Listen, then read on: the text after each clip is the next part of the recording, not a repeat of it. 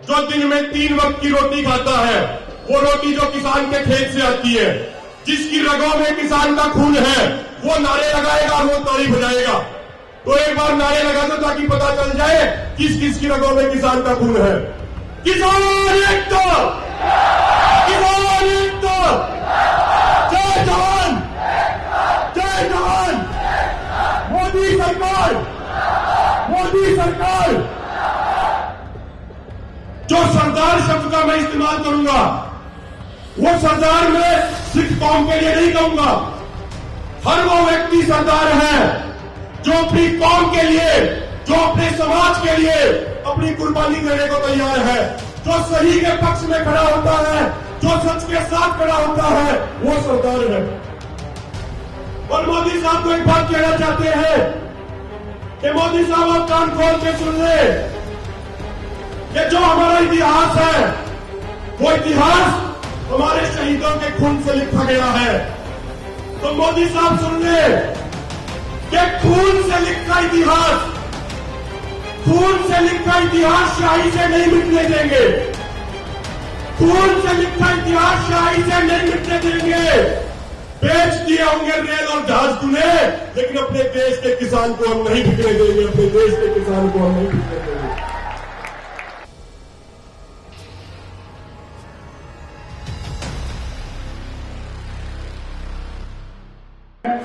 बेनती करेगा, हमारे हरियाणा से भाई हैं, नौजवान किसान आगू अभिमन्यु पहाड़ जी, वो मंच पे आए जो अपने विचार हैं वो आप लोगों के साथ साझे करें और जो बिल्स हैं उनके बारे में जरूर बताएं। और आपको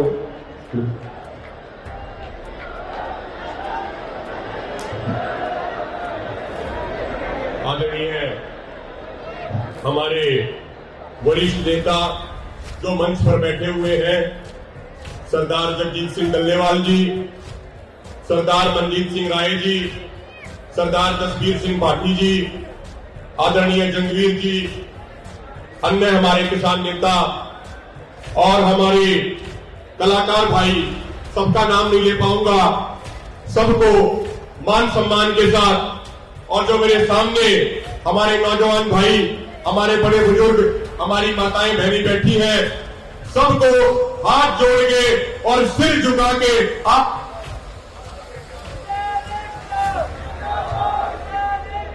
हेलो, आपका भाई, आपका बेटा हाथ जोड़ के राम राम करें, सत श्री अकाल करें, सलाम करें। साथियों, ज्यादा समय नहीं लूंगा, सिर्फ 5 मिनट बोलूंगा। सबसे पहले जो हमारे कलाकार भाई हैं, उनको हम बार बार धन्यवाद करना चाहते हैं। जो आंदोलन खड़ा किया, वो हमारे किसान नेताओं ने खड़ा किया, लेकिन इस आंदोलन को जन आंदोलन बनाने का काम हमारे कलाकारों ने किया है। आज हर एक बच्चे की जुबान पर यह किसान आंदोलन है, उसका सारा श्रेय हमारे कलाकार भाइयों को जाता है। एक बार सभी कलाकार भाइयों के लिए जोरदार तालियां बजा दीजिए। 15 सेकंड तक ताली रुकनी नहीं चाहिए, जोरदार ताली 15 सेकंड तक।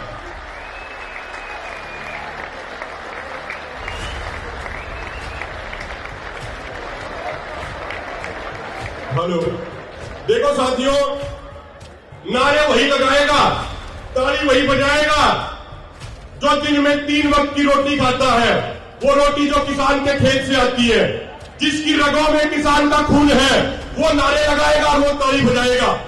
तो एक बार नारे लगा दो ताकि पता चल जाए किस किस की रगों में किसान का खून है। किसान एकता, किसान एकता, जय जवान, जय जवान, मोदी सरकार, मोदी सरकार।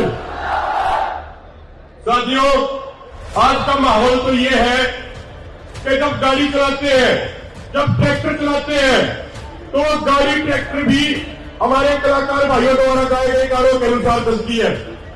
जब आपके गाने हमारे अंदर जोश भरते हैं और खून का संचार तेज हो जाता है, तो ट्रैक्टर और गाड़ी भी अपने आप तेज चलने लग जाती है। साथियों, तो जितनी बार हम अपने कलाकार भाइयों को धन्यवाद करें उतना ही कम होगा। मेरे भाइयों, ये बीजेपी वाले लोग, आरएसएस वाले लोग बार बार हमें अलग अलग उपाधि देते हैं। कभी आतंकवादी बोलते हैं हमें, कभी खालिस्तानी बोलते हैं, कभी कुछ और बोलते हैं, कभी फॉरेन फंडिंग के आरोप लगाते हैं। बीजेपी और आरएसएस के लोगों को एक बात हम कहना चाहते हैं, और वो बात कहूं उससे पहले दो शब्दों का अर्थ समझ लेना, क्योंकि ये गोदी मीडिया अर्थ का अनर्थ निकाल देती है। जो सरदार शब्द का मैं इस्तेमाल करूंगा, वो सरदार मैं सिख कौम के लिए नहीं कहूंगा। हर वो व्यक्ति सरदार है जो अपनी कौम के लिए, जो अपने समाज के लिए अपनी कुर्बानी देने को तैयार है, जो सही के पक्ष में खड़ा होता है, जो सच के साथ खड़ा होता है, वो सरदार है। और जो गद्दारों के साथ खड़ा होता है, वो आरएसएस के संगी लोग हैं। तो एक बात मैं कहना चाहता हूं, ये बीजेपी आरएसएस के लोग कान खोल के सुन ले कि सरदार कभी गद्दार नहीं हो सकता और संगी कभी वफादार नहीं हो सकता। तो हम सारे के सारे जो लोग यहां पे आए हुए हैं, ये अपनी कौम के सरदार हैं, और जो सत्ता में बैठे हैं ये आरएसएस के संगी लोग हैं। इतिहास उठा के देख लेना, आजादी के आंदोलन में हमारे पूर्वजों ने अपनी शहादत दी थी। हिंदुस्तान को मजबूत बनाने के लिए हमारे बड़े बुजुर्गों ने अपनी कुर्बानी दी थी, और आज भी देश की एकता और अखंडता के लिए जो सरहदों पर हमारे भाई तैनात हैं, वो एक बीच पीछे नहीं हटते, बेशक उनको तिरंगे में लिपट के अपने गांव में क्यों ना आना पड़े। और जो लोग सत्ता में बैठे हैं, इनका इतिहास भी पूरी दुनिया जानती है। जब 1942 में अंग्रेज भारत छोड़ो आंदोलन चल रहा था, पूरा देश आंदोलन के साथ था, नौजवान, बुजुर्ग, किसान, महिलाएं, तो उस समय ये आरएसएस के संगी लोग, मेरे भाइयों, अंग्रेजों की गुलामी कर रहे थे, अंग्रेजों की चमचागिरी कर रहे थे, अंग्रेजों के तलवे चाट रहे थे। तो इन आरएसएस के लोगों से हमें देशभक्ति का सर्टिफिकेट नहीं चाहिए। हमारा बच्चा पैदा होता है तो उसकी एक एक रग में, उसके एक एक खून की बूंद में देशभक्ति होती है। और मोदी साहब को एक बात कहना चाहते हैं कि मोदी साहब आप कान खोल के सुन ले कि जो हमारा इतिहास है, वो इतिहास हमारे शहीदों के खून से लिखा गया है। तो मोदी साहब सुन ले कि खून से लिखा इतिहास, खून से लिखा इतिहास शाही से नहीं मिटने देंगे। खून से लिखा इतिहास शाही से नहीं मिटने देंगे। बेच दिए होंगे रेल और जहाज तूने, लेकिन अपने देश के किसान को हम नहीं बिकने देंगे, अपने देश के किसान को हम नहीं बिकने देंगे। साथियों, जो सत्ता में बैठे लोग हैं, ये बात करते हैं भगवान राम की, लेकिन ये काम करते हैं राक्षस रावण के। इनकी नीति भी गलत है और इनकी नीयत भी गलत है। ये वोट मांगते हैं राम मंदिर के नाम पे, लेकिन राम राज्य बनाने का काम कभी नहीं करते। वो राम राज्य जिसमें हर किसान को उसकी फसलों का उचित मूल्य मिले, हर नौजवान के हाथ में रोजगार हो, हर माता बहनों का पूरा सम्मान हो, ऐसे राम राज्य बनाने की बात ये बीजेपी आरएसएस के लोग नहीं करते। इनको सिर्फ राम मंदिर के नाम पे चंदा इकट्ठा करना और अपनी वोट हासिल करनी है। साथियों, अंत में दो बातें कह के, क्योंकि बहुत सारे कलाकार भाई हैं, दो बातें कह के अपनी वाणी को विराम दूंगा। सरकार के सामने सिर्फ दो विकल्प हैं। सरकार चाहे एक बार कहलवा ले, 1 लाख बार कहलवा ले, 1 करोड़ बार कहलवा ले, या तो सरकार हमारी दोनों मांगों को पूरा कर दे। और यदि सरकार हमारी दोनों मांगों को पूरा करती है तो हम सरकार का धन्यवाद करेंगे और हाथ जोड़ के अपने गांव में वापस आ जाएंगे। हमारी किसी पार्टी के साथ कोई निजी दुश्मनी नहीं है, लेकिन यदि कोई भी राजनीतिक पार्टी देश के खिलाफ काम करेगी, किसान समाज के खिलाफ काम करेगी, भाईचारे को तोड़ने का काम करेगी, तो ये पूरा समाज अपनी पूरी ताकत लगा के ऐसी राजनीतिक पार्टियों की जगह को उखाड़ फेंकने का काम करेगा। ऐसी राजनीतिक पार्टियों को हिंदुस्तान में नहीं रहने दिया जाएगा। दूसरा विकल्प सरकार के पास ये है कि सरकार यदि अपना दम दिखाना चाहती हो, यदि सरकार हमारा दमन करना चाहती हो, तो सरकार हमारी छाती में गोली मारे, सरकार हमारे सर पे लठ मारे, हमारा खून तो बहेगा, लेकिन किसी दूसरे का खून हम नहीं पाएंगे, क्योंकि ये पुलिस और सीआरपीएफ वाले लोग भी हमारे ही अपने परिवारों के भाई हैं, ये भी हमारे परिवारों के ही सदस्य हैं। साथियों, अंत में कुछ पंक्तियां कह के, आपका जोश और आपका जज्बा देख के, एक कवि ने कुछ पंक्तियां लिखी थी, मुझे कुछ पंक्तियां ध्यान आ रही हैं।